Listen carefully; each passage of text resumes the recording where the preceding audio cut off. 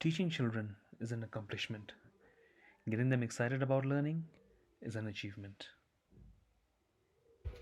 Hi everyone, my name is Vincent and I'm the founder of Advantage Learn. The situation that we are currently going through is new to all of us. We're not sure as to how do we manage ourselves. Built into that is how do we help our kids study. Here are some of the questions that were asked in my website as well as my post on Instagram and my response to some of the ways that we could actually help and manage our kids. Hi, Vincent. Hi. We've been getting a lot of questions at Advantage Learn, especially from parents in regards to studies, especially during these COVID times. I have compiled a list of the most frequently asked questions for you. Let's start with the first one.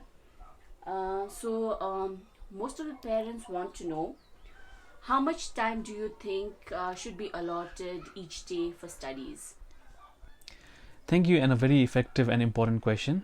Before I get into answering the question, first what we need to understand is the situation that we are currently in is completely different. Okay, and none of us have actually gone through this, and how we need to manage it. It's no one is aware of it.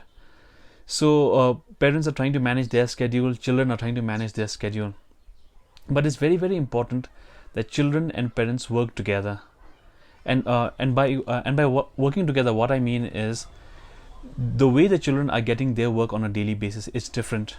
Okay, things are coming in via WhatsApp. There are online sessions happening. So how do you manage those? It's important that the child and the parents work together to see what is the inflow of work, and how do you send your work back to the teachers to see if what you're doing is correct.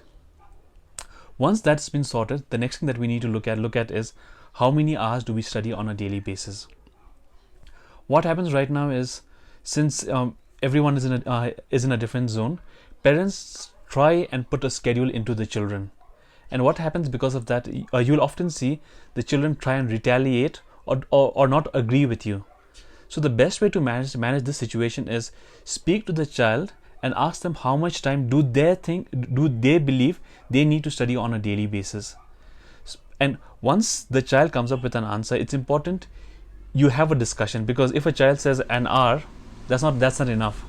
So you need to negotiate and agree at a certain for a certain amount of hours on a daily basis, and it should be the child should agree on that. Once the child agrees on that, you will actually see the responsibility falls on the child. You're treating them as adults, allowing them to make a call as well. So once that happens, you will see that the output that the child gives will be much better, because they are taking responsibility of it. One of the things that we need to note is a certain amount of hours should be allocated to a time when the teacher is available, so that the child can go back to the teacher and ask them any if they have any questions. So it's more about working together as a team, the parents and the child, and agreeing at a certain time.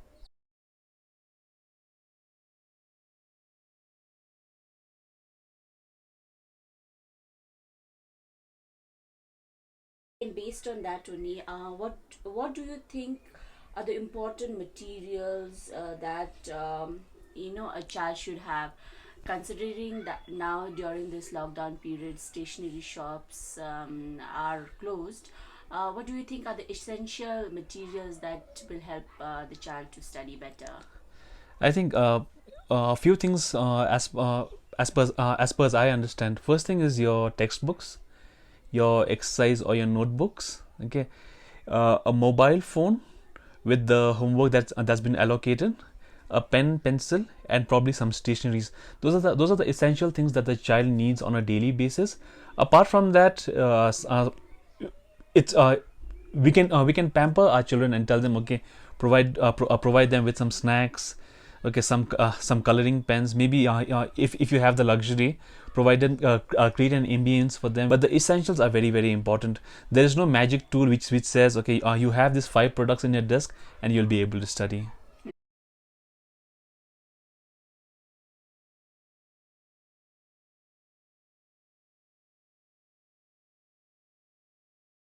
My next question would be, what conditions do you need to study most effectively? Yeah, what we currently do, most parents, is we just based on where the child is, we make them study. Sometimes a child is studying in the bed, sometime in the sofa, sometime in the balcony. But what we need to do is create a designated spot for the child to study. That's why offices were created. So you'll often see the office ambience is created in such a way that as soon as you enter office, your body automatically understands that you're in office. The way you behave, everything changes. Similarly, it's important that you create a designated space for a child to study.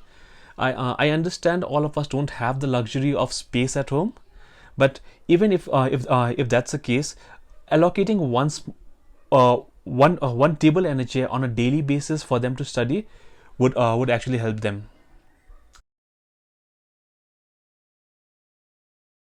Yeah, okay, that makes sense. Um, so, what, according to you, should a quality work be like at the end of the day? Quality of work, I think that's something that a child and a parents need to agree upon. See, all of our children have different capabilities, and we understand that. But again, it's important that we aim a little higher. So what we need to do is understand the child's capability. Based on that, put a target which is a little higher, and it's important you have your child agree to that. And once they agree to that, it's important that we check their work on a regular basis as well. So what happens is, again, when I'm talking about regular basis, it's not about checking it on an hourly or 15 or 20 minutes, every 15 or 20 minutes. What we need to do is, again, let them know, give them a time to study, and as and when they finish, check their work on a regular basis. But based on the output that they are providing, if you see that they're doing really really well, I think we need to give them some leniency and give them some space to work on things themselves as well. Because once the child understands that he or she is being given that space by the parents, they are being treated as adults, you'll actually see, again, they will take the responsibility of things.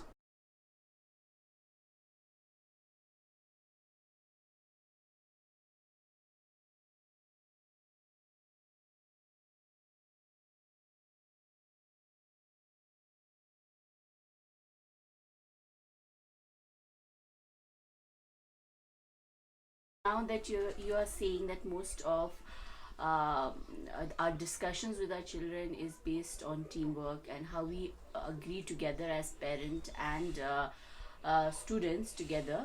I would like to know how best can I assist my child. I mean, sometimes the child will not ask for help, but is there any best way to assist them during these times? uh, it's important to start conversations.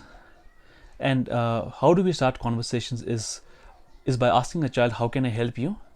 And you will actually see a lot of times these questions help us open a channel of communication. So what happens out here is, when you ask a question to a child, saying, okay, how can I help you? You the child may have multiple things that he or she wants, or they want to discuss that with you. When you start asking these questions, they start believing in themselves and trusting themselves. So when these things happen, you will actually see a lot of communication between the child and the parents open. This is a very very important question that we need to ask our children on a regular basis, so that we actually build up the relationship within ourselves as well. And this current time that we are going through, COVID times, where all of us are at home, it's very very important that we work on our relationship as well. So it's very very so these questions, if you ask them, try and be as open as possible. When they come back to you with some things, don't try and be judgmental.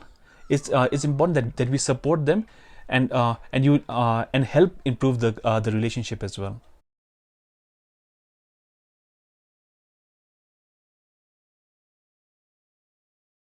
Now, I would like to know, how do I monitor the progress of my child? I mean, they are studying, they are completing their allotted assignments, but how do I know? How do I keep an eye on their progress? What we need to do is, when we I know we have already started the process of working digitally right now. what we need to do is check their work on a regular basis. We don't want to keep pestering them on a regular basis. Okay, are you done? Are you done? You can probably ask them to complete their work and probably keep it at the side so that you can you know that it's that their work is complete. You can just go up, pick up their books, and review their work as well.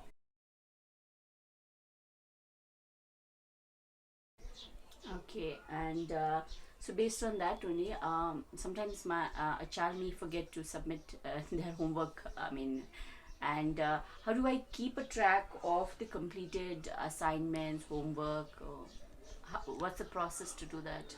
I think what we need to do is once the homework comes in, keep a track of it.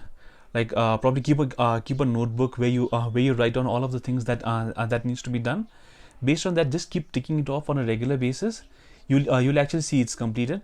And as parents, once in a while, when you are free as well, just go look into their books. Are they doing something well? Are they not doing something well? If people are doing something well, it's very important you go and appreciate that. If something is not going well, the way you give a feedback is very, very important. Okay, you need to be very, very clear saying, okay, this you have done this, which is good. Are there ways that you could actually improve it? And when you keep asking those questions to your children, you will actually see that they'll start believing in themselves. They'll start thinking as well, which will actually help them.